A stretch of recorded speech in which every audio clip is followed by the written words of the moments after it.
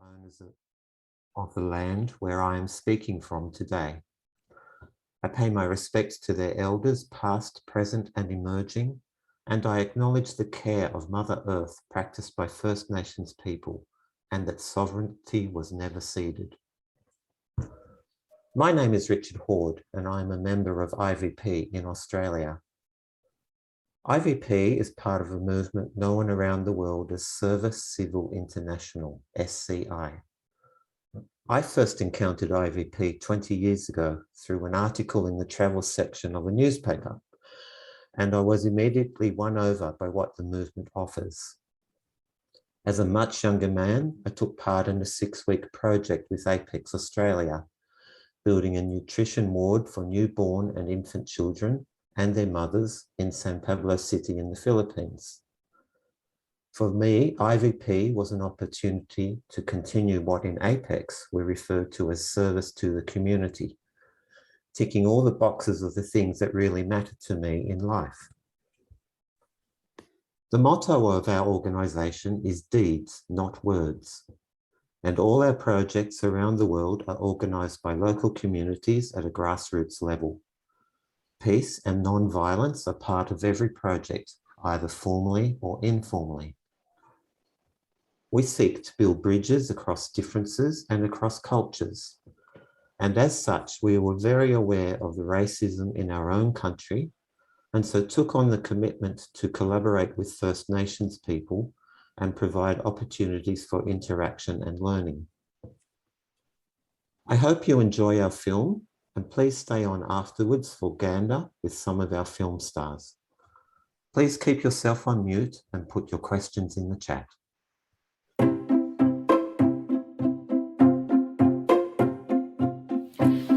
My name is Rita Warleigh, and I'd like to begin by acknowledging the traditional owners of the lands and waters on which we live and work, and to pay my respects to their elders, past, present, and emerging. I'm one of 3 founders of International Volunteers for Peace, SCI in Australia.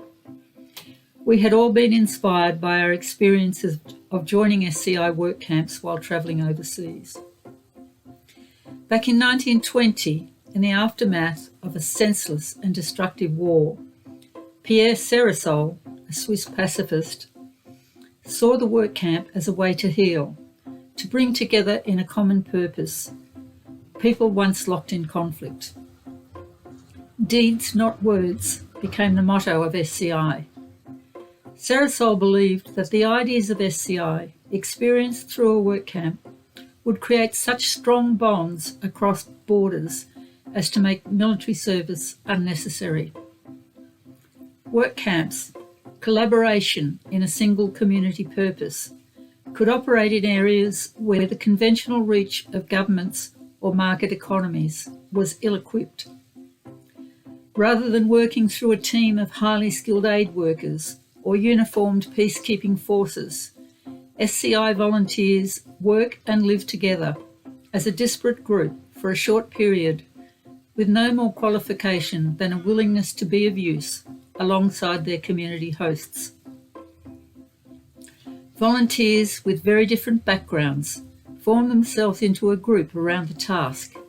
They question or identify with the aims of the project, form bonds with its host and each other that may have a profound effect in the subsequent histories of the individuals as they return to civilian life. Our film tracks the experiences of work camp veterans. The stories are as varied as the circumstances of the projects they contributed to. Thank you. Well, a work camp, one word, is a translation of the French chantier. In IVP terms, it is a short camp where people get together to do a particular task with the emphasis on work. It is not just to get together and enjoy themselves. The camp bit means that the accommodation may be provisional or whatever's available on site. So it's really just a group of people getting together to work on a project. And basically the aim of the work camps, whatever they are, is to foster peace And that has a huge range of meanings, I think. What I really appreciate about it is that the work is designed not to take paid employment from local people. So it's a job that otherwise wouldn't be done, but it has a broad community focus as well. Well, one of the reasons I joined IVP was the interest in, not just travelling to places to experience, sites and, different food and different language, but to experience really making a meaningful contribution to the places that I was visiting. I first came across work camps in Europe, the SCI, which was the original work camp organisation started by Pierre Céresol after the First World War.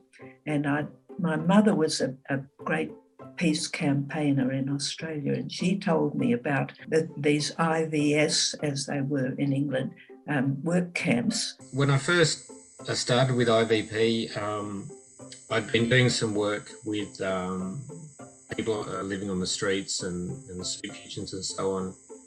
I think it was from a local flyer or maybe just a local magazine that I heard about IVP. Yeah, I seriously didn't know where I was going to travel, but the one work camp that really stood out to me happened to be in the States. So I thought, all right, I'll go to the States. I got a booklet from my mum, and I saw that there were opportunities to do a work camp for the 2 weeks that, like in that 2 week time slot that we had the late September or early October holidays. And so I thought, fantastic. I can't think of anything more I'd want to do than to actually immerse myself into a whole new community, learn more about Indigenous Australia, because I had a lot of Indigenous kids in my classroom already, and have a completely new experience. And it was incredible how I could quickly switch from my everyday life, which is quite routine when you're working, and completely leave that behind and not be bothered by it, not be thinking about it, not be worried about it, and be completely immersed into a whole new community and all that brings, and then pick it all back up when you come home again. I traveled through Nigeria with my husband, and sort of it's a bit of culture shock. It was very difficult in that time even to get water, but I always wanted to work in the development area.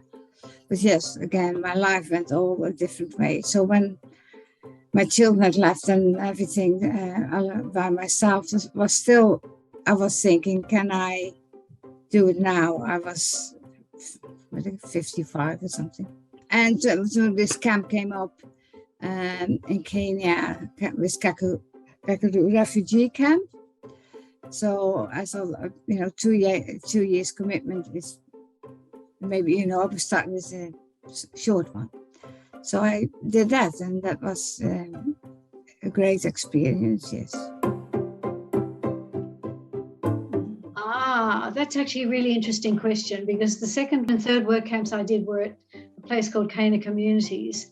And I had a group of young international volunteers, and we actually lived in the community for 3 weeks. Well, certainly we were encouraged to become immersed in that community, basically living with them 24 hours a day. And that was, in fact, in that community, that was our task. We didn't have a task in terms of building or painting or making or anything like that. Our task was actually just to be a part of the community and to learn about people's lives and to relate to them. The task was that I think it was the year before the work camp there. I mean, one of the things to say about work camps, and I presume this is the same for all the work camps that the rest of you have been on, the Service Civil International work camps, the IVP work camp, they work in through local organisations, and the local organisations work in through their own local stakeholders. So if you go into a village to do a work camp, the project is whatever the people in the village say they need, and the people in that village will be working side by side with the volunteers. So I believe in the year before, what had happened was that the work camp had built a toilet for the school because they'd asked the villagers, what do you need? And the villagers said, well, the teachers always say when the kids need to go to the toilet, they run out into the hills and they never come back. So they needed a toilet. So our project was to sort of do some more improvements around the school and then to resurvey and find out what the villagers wanted, which was the absolute best because I got to go around with one of the local volunteers and met all of the villagers and got to hear them surveyed about their issues and what they wanted. So in the 3 work camps that I had, I was involved with fixing up dwellings, buildings, drongos, I think they were called at Shalom Christian College. Dongers. What are they called? Dongers.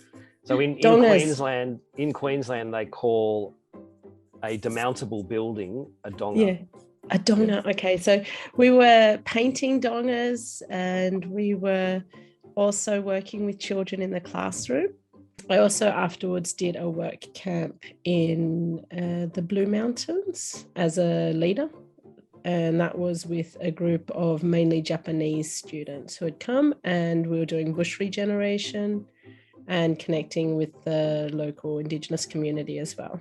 I did a 1 month work camp in a shelter in Washington, DC, which had about 1,500 residents.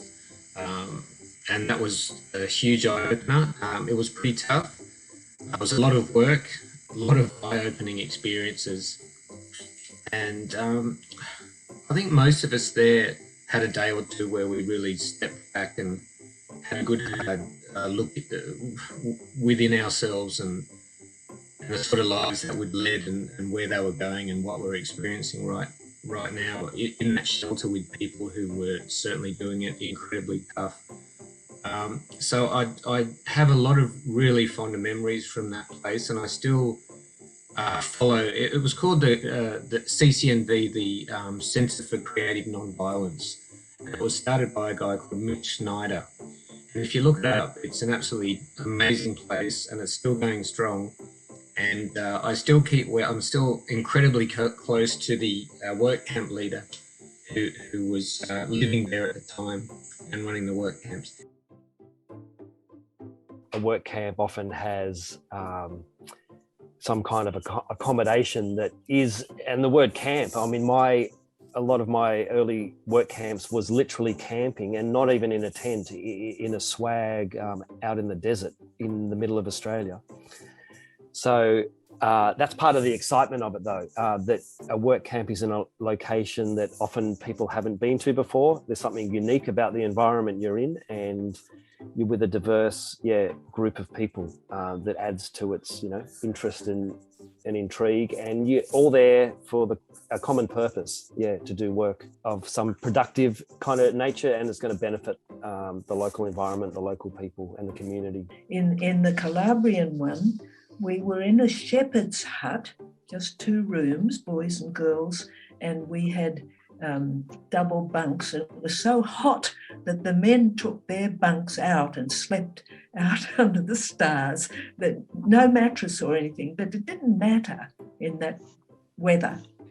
And everywhere I went, it was so interesting, the different food of the different countries too. Again, in Calabria, it was pretty sparse. And they didn't have any money in that village at all, and they sold us eggs. Once a week, someone came past with fish. We bought really nasty little spreads, and people had their tomatoes and onions hanging. But I learned something like eggplant. I never had eggplant before in my life, and till I was in Italy. And in Germany, I learned all the different sorts of bread they had, and it really was an education. So my special project was they didn't have any books or really any school materials. There was no visual materials either. So I painted we called it a picture dictionary. I mean, I'm not a professional artist, but it was sort of like a zoological theme. And so we had the animals that you might see in South Asia on one of the white walls. I think the main project was actually whitewashing the school. And I said, oh, I'm better at, not whitewashing. But so I painted some animals. And then someone else came along and wrote the names of the animals in Nepali. And that was like the picture dictionary. That was my main contribution. Yes, I think it's important to make the point that work camps come in a number of shapes and sizes, and the central thread is this notion of volunteering for a purpose, which is not actually said, but it makes the rationale for it, and I think anyone going on it very soon understands this. It's the way we deal with each other when we're on a camp. It comes out. We first spent a week in Nairobi. What actually was happening to sort of an introduction of what to expect in a refugee camp, and then we went with the bus with on top all the cabbages and the flour and the eggs and live chickens. We went through, drove all the way with army, with some soldiers to the camp, and I sort of came involved in. The idea was that we would help in the refugee camps, and it was sort of we walked in, and there was sort of this list of things. When I was there were 80,000 refugees in that camp. It's an established camp, had been there for 10 years or something. It's not, and Kenya allows it, but doesn't have anything to do with the running of the camp. One of the issues was that the top knew that we were coming, but the people we worked with didn't actually know what we were coming or what to suspect. So I felt a bit underused, but we helped set up new centers, and every morning we would go put the medication in the esky and bring it around.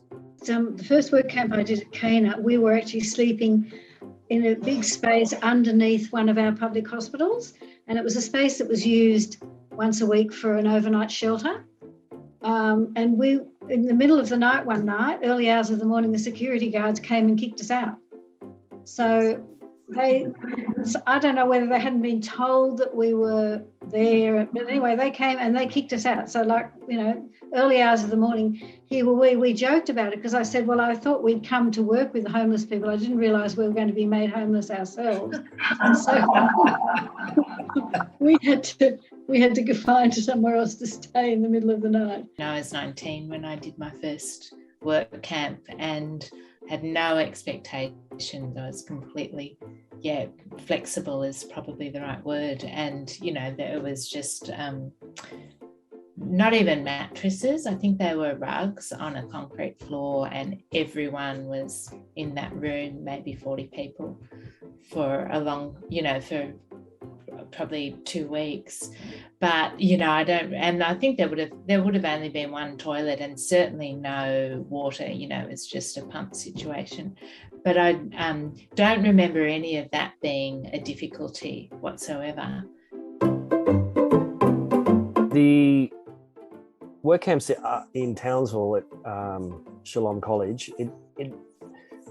for me, I've done lots of road trips. I've done remote area travel. And so I drove from Sydney to Townsville, and it's a 2,000 kilometre trip. And I just do it in 2 days and don't think much of it.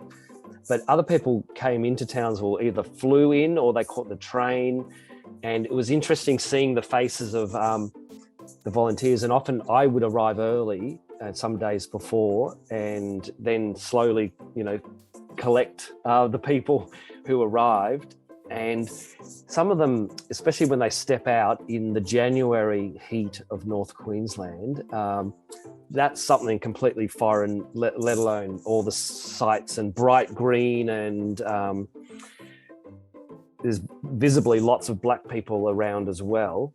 And it's about pulling that group of volunteers together, you know, and in the first few days, everyone's sort of working out where they fit in and what their place is. So, you know, I led those first 3 odd camps. So the challenge really was, to get the group together and have that forming stage as work as well, you know, as possible. I don't think I would describe them as challenges. I think that it was interesting and stimulating and broadened my view. In each of the work camps that I did, I came in contact with things that I wasn't familiar with, and that was good. I think most work camps push people out of their comfort zone in one way or another. And that can be physically, it can be mentally, it can be emotionally, it can be in so many different ways. And I was thinking back on the previous question about particular challenges. My challenges for myself when I went on my first work camp in Shalom Christian College were actually the creatures that would turn up in my dongo at night and be next to my bed.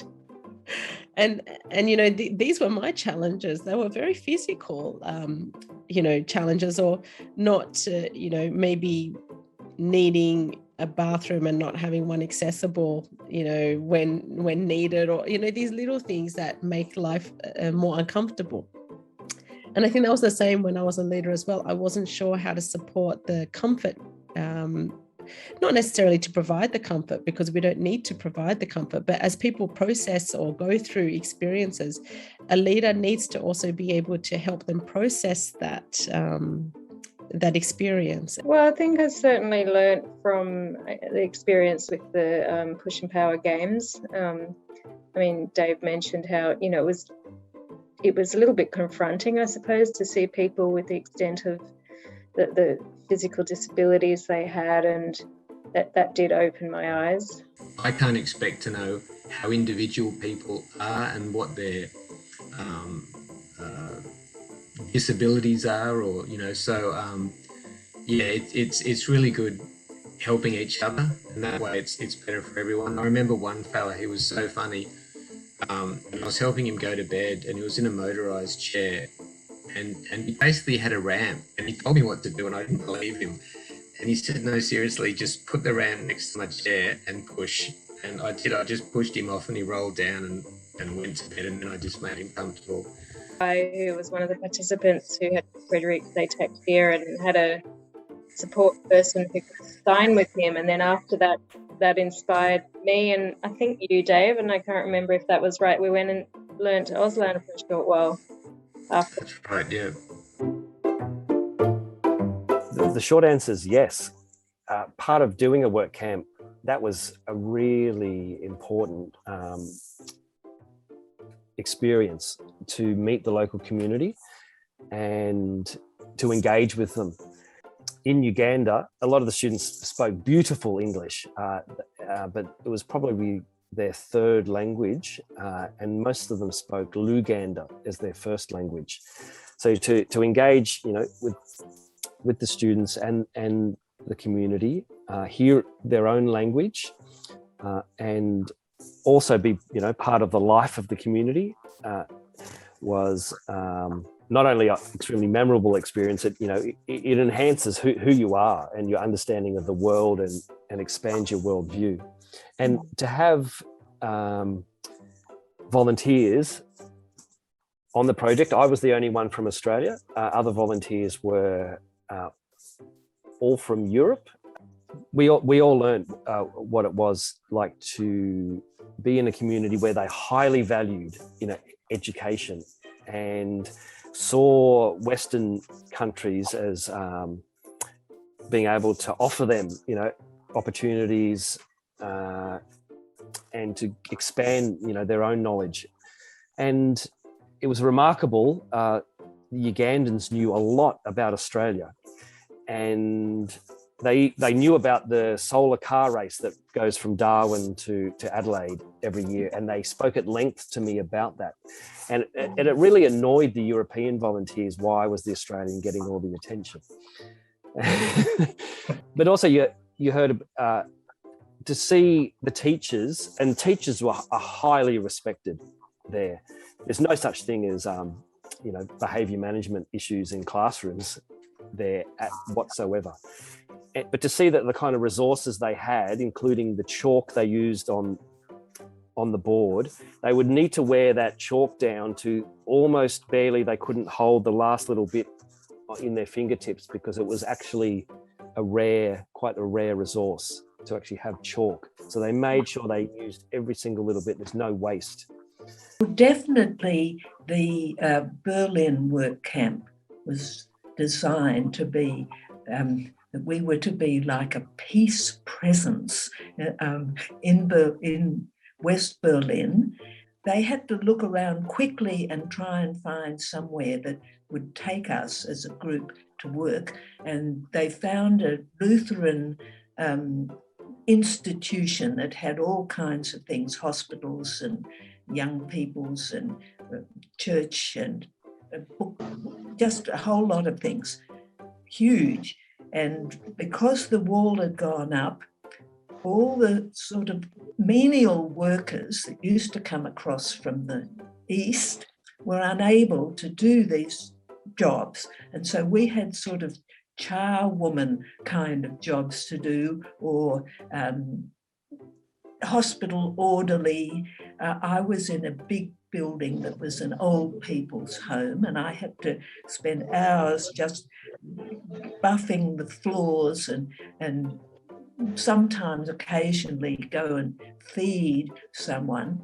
But then we just did that in the morning from 6 o'clock until about lunchtime. And then we were free and we could go over to East Berlin, and we did that a lot because we were able to cross, whereas West Berliners couldn't. And we met up with people over there. We had a lot of conversation with different groups over there. The Quakers were the ones that impressed me the most, Quakers in East Berlin, because they just felt they had to work with the government. It was no use just trying to escape or fighting against them. They were stuck with it, and so they would just do the best they could with that. We had lots of discussions with different people, and we were right on the edge of Berlin in Spandau, and right near Spandau prison, where there were still a couple of old blokes from the Nuremberg trials imprisoned there. And we were very conscious of the difference between East and West there. The East had been left in ruins, more or less, to remind people of the terrible war, whereas the West was the showcase for all the glitz and the money and so on. And they'd been trying to attract people, and people had come flooding across there, which was the reason the wall went up in the first place. But afterwards, one of the girls who'd been in it came back to Berlin with her husband, and they set up a peace centre. So that was a continuing thing that went on from this. The Hill Tribe Children's Hostel in Thailand, and that was a really great project because this was it was like a boarding school. So the children faced barriers in schooling, so they were able to go to this hostel in Chiang Mai, which actually had no funding that I could detect. And the children learned traditional hill tribe farming, so traditional agriculture. And they actually sold the surplus, and the surplus, school was free. They ate the food. They must have had a tiny amount of cash somewhere because they purchased some protein. There are 2 adults there and about 40 kids, and the kids were all under the age of about 14. So they needed adult labour because these kids were tiny, and they were, tilling this field, and they needed to make enough surplus to, to sell, and they used the money to buy uniforms and school books and protein, I guess.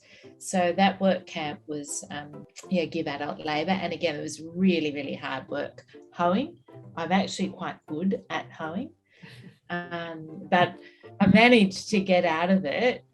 a bit because I said, anyone need a picture dictionary? So I managed to paint another, and actually it's easier to do a mural than to do hoeing. So I didn't entirely get out of the hoeing, but like I managed to get out of like about an hour a day of hoeing, and I did the picture dictionary. This time it was the hill tribe people, and someone came along and named the hill tribe people, and that was that mural. And I think we even got an Australian dignitary to come in and open it, and then they got, press some newspaper coverage, and I think they did manage to get some donations as well. But yeah, that was a pretty good project, and that was the one that Raju and I, my now husband, went back to and stayed for about 2 months the following year. Just again, only hoeing. That was pure agricultural labour, and of course a bit of supervision of the kids and washing up and stuff. I left Brussels with this train ticket to the southwest of Poland, but the ticket took me to Warsaw, and then I never looked at a map, so I never knew exactly where I was going. But I got off at Warsaw and bought a ticket to this other town. It was another 12 hours. By the time I got there, I'd been 36 hours without food. I woke up the next morning, and the guide turned up with a little coupon for breakfast anyway, I ended up marrying that guide. I think food makes a big difference in one's marital adventures, romantic adventures. There's something about the work camps that really allows you to get it inside a country, so you certainly don't feel like a tourist, that's for sure. And so it does give you that amazing, I guess, door into a place which is, really deeply changing, which perhaps if I'd just gone to visit, maybe I wouldn't have had that experience. Well, yes, as I say, for me, I became a volunteer in this community that I worked in, and I'm still there, and it's a big part of my life. I think I learned about the importance of community and being in relationship with people, and people who perhaps have a different life space to me, experiences that I never would have come in contact with otherwise. And I think that's changed me as a person, and I think it's enriched my life. Well, I think especially young people, I would encourage everybody to do a work experience, because I think it affects your life and maybe things you're not even aware of how you deal in the future. And if you go with an open mind, an open heart, and you can learn a lot of things about yourself and about other people. I not in any obvious way, but I'd have to just make the comment that the ethos behind SSI, Civil Service International, is, I think, integral to the way I try to approach a lot of things in my life. And in my latter half of my life, I've become something of an adventurer, and that has really exposed me to lots of different places and people in a way that I try to make sure is significant and not too shallow. I mean, it's hard when you meet people in passing to have any kind of significant contact, but I do my best, and I think I have to say thank you to IVP for opening my eyes to a lot of what has become an integral part of me. The world is a challenging place to be in sometimes, and it's not easy to navigate to navigate life. But I just want to say that doing work camps, facing challenges, getting out of your comfort zone, meeting new people, immersing yourselves in new communities, getting to know experiences that you wouldn't always, can only be beneficial. And it often has such a big impact on your life that you cannot imagine your life not having met these people or doing that work or having those experiences. And I hope that, my hope is that all young people, particularly in those forming stages of life, are able to have these really amazing experiences by going to work camps. It promotes peace. It promotes human rights. When you're faced with the other and you learn things about yourself and other people, you build ways in which you can be more accepting and be ready to dialogue and not move into this us and them scenarios that feel so present in society today. Yeah, I totally agree with all of that. Around a person, I think you also have it makes you see your own experiences in a context, in a wider context, and it basically gives you the ability to relate to other people. And we've been confronted with very stark images of humanity at the moment. I think that these experiences that we've had make us look through just the shock of a lot of these images and say, well, there are people there. Don't forget them. You know, they've got names. You know, we can talk with them. They're people we can relate to. So, yeah, I think it's part of one's education. I don't think it depends on happening at a formative age either. I think you can come at a work camp at really at any age.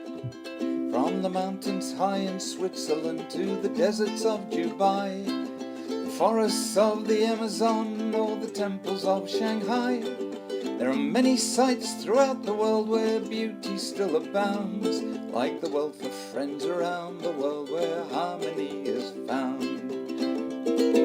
Unity and trust and peace with people all around, friendship for the human race wherever they are found.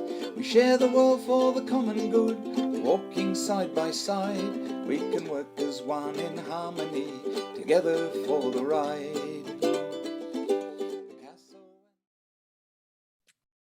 Wow. Thank you very much to all the participants of the film, and Richard, Horde, and James, our tech support person. So if you would like to ask any questions of our film stars, please, you can write in the chat. And I will, and if you, or you can also put your hand up. I think there's something down the bottom. It says reactions. You can put up, you can put your hand up. And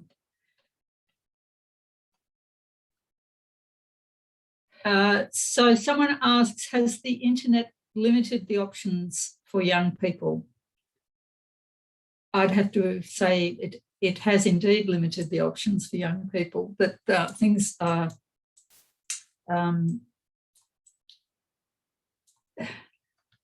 in the early days of our organisation, word spread by word of mouth, and people, you know, spread their enthusiasm to their friends, and that was basically how people heard about IVP and applied for work camps. These days, through the internet, there is so much information out there. Would anybody else like to comment on that? Perhaps Richard, you've been, you were the coordinator of IVP for a long time and witnessed that change from moving to the internet. Oh, I don't know if I have anything profound to put there. I guess one of the things is that we, you know, and it's part of social media as well, that internet and social media serve up things immediately. And so a challenge for communication and getting people involved is getting them to stay around long enough to really get to know what, for example, IVP has to offer. So I think that being an internet age definitely affects how we communicate. We have to, we used to have a regular newsletter, for example, go out to our members, and that was a paper-based newsletter. So it's something that it sits around on your coffee table or on the side of the bed or wherever, and you can be constantly picking it up and reading it. Being in the internet age, it's sort of, it's there and then it's gone, and people's attention has gone to something else in the meantime. So it's, I think that in that way, one of the challenges we have is to get people to come back and look at us again and see what else we have to offer. I wish I'd known about it when my children were growing up, and at that age when they'd finished school and what were they going to do. They didn't want to go to uni, and I didn't have any idea of such an organisation. It would have been so good for them. Yes. Okay, so I would like to ask a question, as there are no questions in the chat. So, Mary, you, it wasn't very clear, but your work camp with Cana was working with basically with homeless people. And people, basically people who are dispossessed. So people who are homeless, have been in jail for a long time, have addictions, mental illnesses. So a whole range of different people, but people who have few options in life and struggle, yeah. And you have stayed on with that organisation because you... I have indeed. I still volunteer with the organisation, and I guess it's just become a big part of my life. It's very important to me, yeah. And Inez, you made some very strong connections with your camp in Kenya, and you're on mute, so you need to. Can you tell us a bit about the connections you made there and how they've been ongoing? Yes, I kept in contact with some of them, especially one person, Martha, and I followed her life. In the end, she managed. She's my role model. She's the most amazing, strong woman I've ever known. Her village was burned as a child, and she fled into the bush. She and her 6 years. She thinks 9, 10. She doesn't know her exact age. With her 6-year-old brother, and took a long time, a couple of days till they were found, and she roamed around till she was about 14, till she ended up in the refugee camp. But she managed to stand out in those 80,000, and every year Australia and they come and choose people. So in the end, she managed to get to America, and I kept supporting her with education and everything, and she's now happily married, living in America. But there are a few others I still have contact with, yes, of the refugees, or the people who were from that time, yeah. And Dave, I'd like to bring you in. Are you driving, Dave? You're on mute, so. No, I'm not driving. I just had really bad reception where I was, so I had to drive up to the top of a hill. Yeah, I was actually doing volunteer work this morning, so I had a clash of volunteer commitments. I'm sorry about that, but I'm with you 100% now. So, Dave, you had a long break from work camps after you went as a young man. You did a few work camps, and then you had a long break from it, and then you came back just a few years ago and got involved in a work camp in Goulburn, helping with the Goulburn Agricultural Show. And yeah.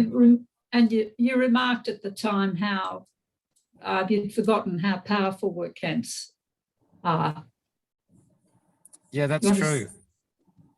Yeah, I'll talk about that because, yeah, I've always enjoyed volunteer work, basically because it's nice to be productive, and it's a great way to meet people and learn a lot of new skills, without this financial attachment and involvement.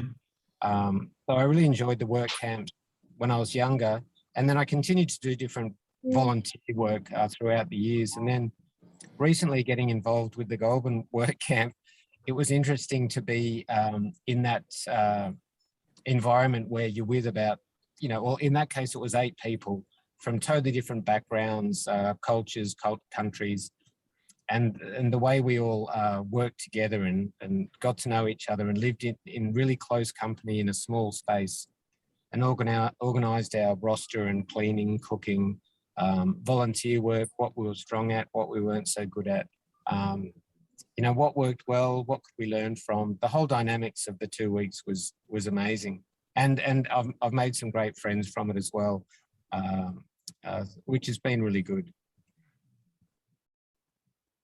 And lots of local friends too in Goulburn, because I went back a year later and did it again in the midst of COVID. We managed another work camp, but there was only 2 of us. But that was a work camp with a difference.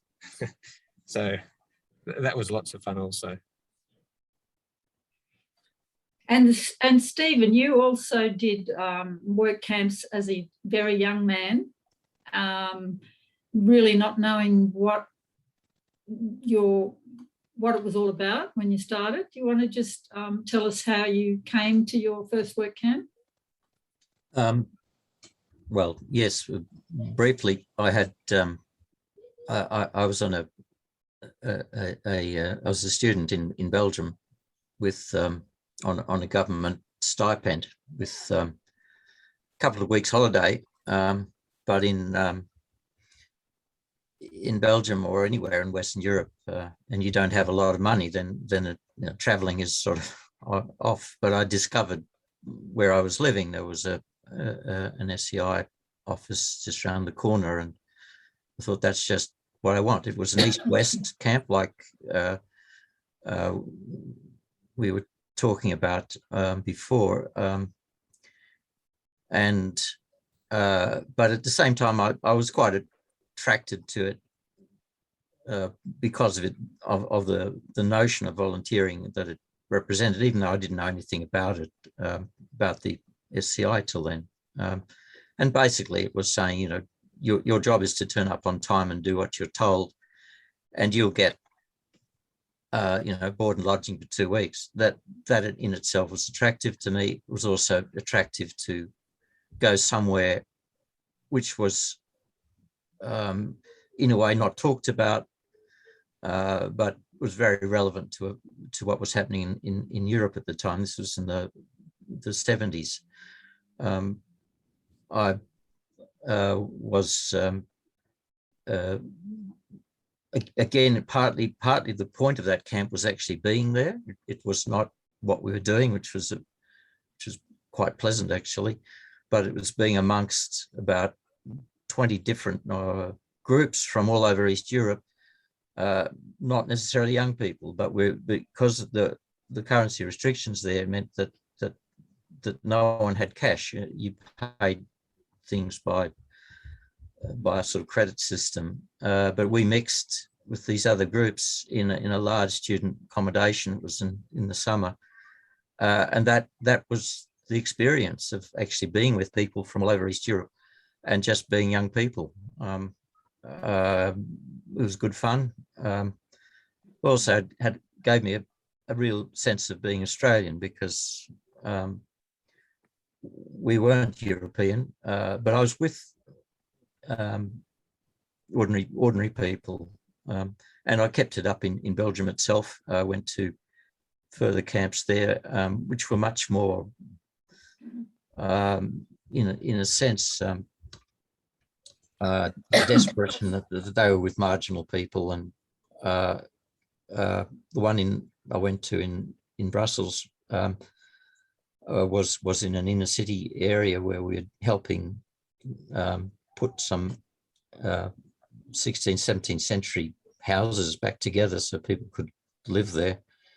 I came back 25 years later. It was in a tiny quarter in inner Brussels, because I still thought about this experience and went to the street, called in at the pub, and they remembered it. They remembered this camp. It does make a difference, but it was and it made a difference to me. But that was after the event. It wasn't something that I was searching for. So another question here in the chat about, does IVP offer longer experiences? Yes, we definitely do. We have 3 to 6 month placements and also 1 to 2 year placements. Usually we like to take people who've already experienced the short-term work camp so that we know that they can fit in. And there's a question about requests for certain skills. Mostly our work camps do not request certain skills. We take people with willingness, and people learn by doing. And yeah, so sometimes there might be a certain language requirement or requests for, you know, it'd be good to have people with internet skills or building skills, but in general, we just take, it's just about being willing to muck in and help. And we do have probably, Dave, I think you did a longer term project, didn't you, while you were in the States? You got involved on a longer term project? Yeah, sorry, I was just replying to a few chats. Well, it wasn't actually supposed to be a long-term project. They were about 8 2-week work camps in a row, so sort of one after the other. But if the next work camp wasn't full, they'd allow whoever wanted to, providing there was space to stay on. So I just stayed on for a number of them, which worked out perfectly. And that was in the shelter for homeless folks in DC. There are about 1,500 residents living there. So that was quite an immersion into that field. But yeah, there are other opportunities that come from a work camp, which may mean being able to stay on in that with that host organisation for a few months longer if that works out, or even applying for a medium or longer term project from the very start. So the current situation with international travel being very difficult, or if not impossible, has of course meant that you know, going to international work camps is not possible. But our branches around the world have come up with virtual work camps, and some of those are pretty interesting. We've been learning how to do virtual work camps. But one that struck me was a team getting together to update Wikipeace. So yeah, there's a website called Wikipeace. And another one was researching the effects of colonialism. And yeah, and also for the work camps in Australia, we've got 2 current projects, and it's now also, of course, difficult for international volunteers to join those, but plenty of opportunities there for Australians to join. And there's another question, how have work camps changed over the years? Do any of our panel, Richard, maybe you've got a comment on that? No? Well, I don't know that they've changed a lot. I think most of the people, so our organisation's been going for 100 years, which was part of the motivation for setting up this Raising Peace Festival. And we do have, our motto is is deeds, not words. And we produced a book called Words About Deeds with 100 stories. And I think James is going to put the link to that in the chat. Actually, here is the book. It's called Words About Deeds, and it has 100 stories from spanning the whole 100 years of the organisation. And so most of the people involved who've stayed on and remained involved in the organisation are returned volunteers. And we all have a very strong commitment to the original philosophy behind work camps. So I don't think there has been a lot of change. I guess they've become more, perhaps this sort of idea of 2 weeks is something that's evolved. There's always a discussion. There are always internal discussions that happen automatically by people from different cultures, but there's always kind of organised discussions about peace and about non-violence and about cross-cultural issues, as well as learning about the host organisation itself. So there's training. There's not formal training, it's informal learning and experiential learning, really. Rita, if I could offer one thing that we were running a bush regeneration work camp in a country town, and the volunteers were, which I found extraordinary in Australia, that we advertise, but the people who apply come from everywhere. And I think, how extraordinary that someone in the other side of the world sees an advertisement for a camp, which is basically a weeding camp, and they set about coming to this camp, and then the magic sort of happens. I remember it was sort of raining, and we were digging out blackberries, and the two girls we had, one was from Germany and the other was from Moscow. And I just couldn't help but smile, because the young woman from Moscow, who was actually a lawyer, was chatting with her friend in Moscow with a hoe in the other hand. I think that there have been changes, because people now have access to so much more information, and the ability to travel has changed. But all the other things you say, of course, are sort of true, but you make it out as if it's a somewhat more sort of school-like thing. It's not. There really are a creative thing, a work camp. They can go anyway, and it's up to the people there to make them to make the most of it. There's no one telling them what to do, and that's always applied to work camps. And I think you'll find that spirit enters into, as Andrew was saying, after 1 or 2 days, you sort yourselves out, and you work out ways to accommodate each other, and that must still apply, and I think that it will continue to apply. So we haven't got much time, but there's a question about how are the projects found and assessed as suitable for a work camp. So in Europe, SCI is very well known because they've been there for 100 years. It's not very well known in Australia, and we have had to go out and search for organisations to work with.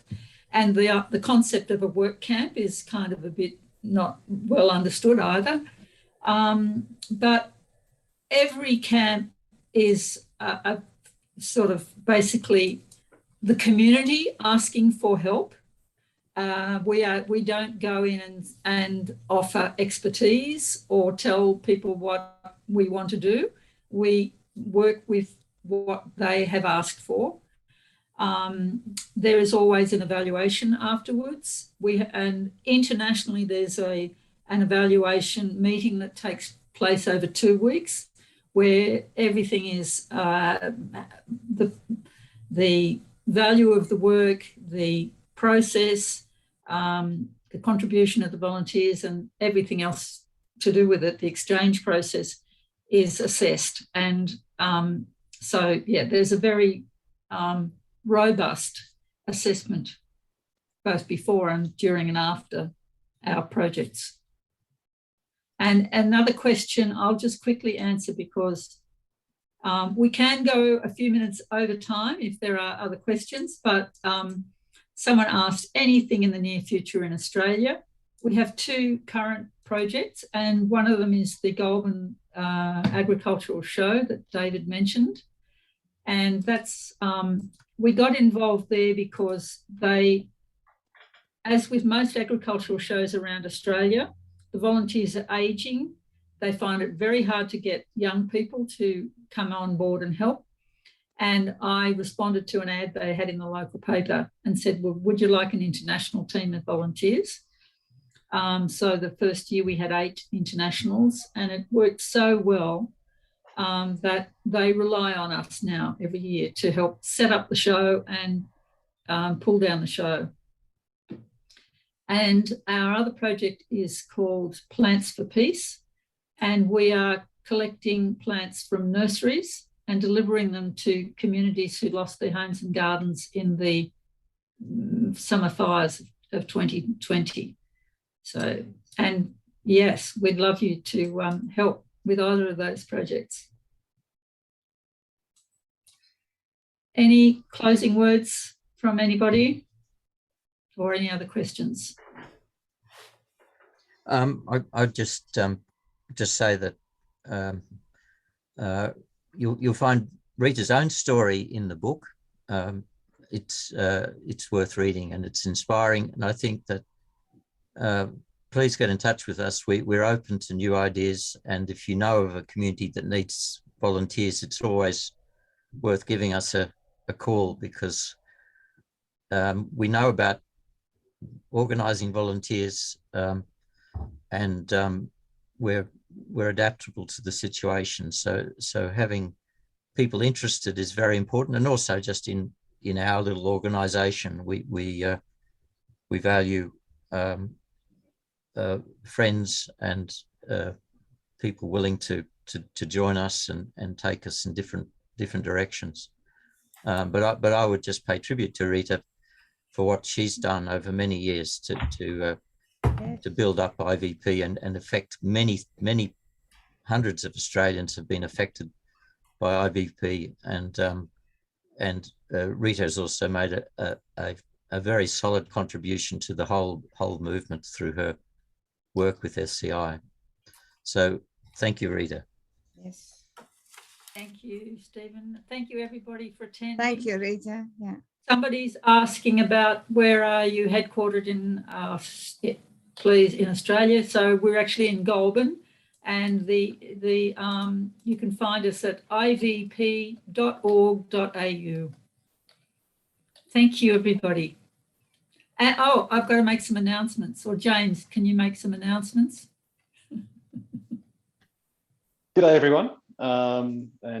Yes, this will be very brief, and most of what I'm saying is in the links. Yes, thank you to all of you from IVP for that really lovely session. We're nearly at the end of the Raising Peace Festival, which was these 30, goodness knows how many events, and more than 1,000 people have registered for events over the course of the festival. And I'd like to highlight one this afternoon, which is the Youth and Peace session, which I think will be a very interesting one, given that was an issue that was discussed along the way in the chat, and the final session tomorrow about the future of peace work in Australia. You can see information about those on the Raising Peace website, which of course has been maintained this year by the fabulous Dave, who we've just been hearing from, volunteering in 6 directions at once. So raisingpeace.org.au. And you can also see recordings of most of the events from the festival on the website. Some are up now, others will be added over the next couple of weeks. Yes, I think that's all from me. It's been terrific to be able to spend time with you. You can also donate to support Raising Peace as well. There's a link at the website. So thank you all. And yes, cheers, Rita.